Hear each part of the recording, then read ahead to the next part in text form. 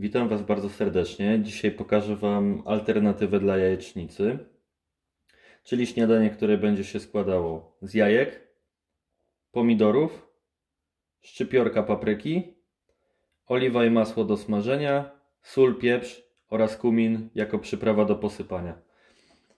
Jak widzicie, większość składników przypomina standardową szakszukę, natomiast to będzie taka interpretacja naszej polskiej szakszuki. Ok, na początku kroimy nasze pomidory. Pomidory zostawiamy ze skórą, ponieważ nie chcemy, żeby rozpadły nam się na patelni. I kroimy je w takie grubsze plasterki. Następnie po pomidorach bierzemy sobie dużą część papryki. Następnie kroiliśmy paprykę, kroimy ją w taką bardzo drobną kostkę. Ona będzie smażyć się na patelni między naszymi pomidorami. Sobie przygotować dodatkowo nasz szczypiorek. Będzie nam potrzebny tak naprawdę do posypania już na koniec. A przygotować go możemy dużo wcześniej. Ok, co robimy w następnej kolejności? W następnej kolejności możemy rozbić nasze jajka.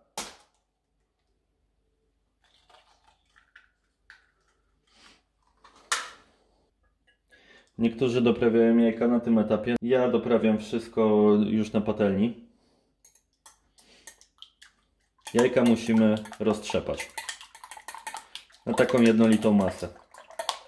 Kiedy nasza masa jest już jednolita, przechodzimy do naszej patelni. Na naszą patelnię wlewamy około 2 łyżek oliwy z oliwek. Do naszej patelni następnie dodajemy kawałek masła. Taki około 1 dobrej łyżeczki stołowej. Układamy nasze pomidory.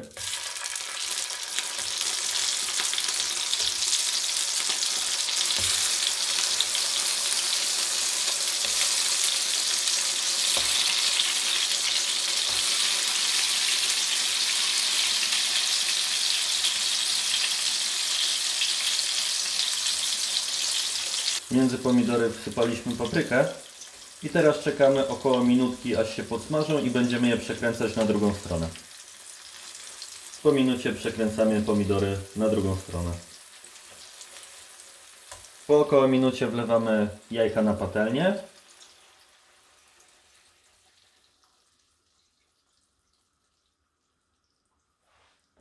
Solimy.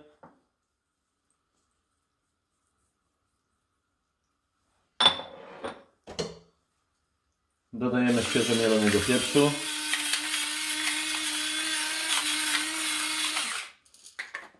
Oraz posypujemy kuminem. Natomiast można go pominąć. My lubimy akurat kumin, to dodaje orientalnego smaku. Na koniec wszystko posypujemy szczypiorkiem.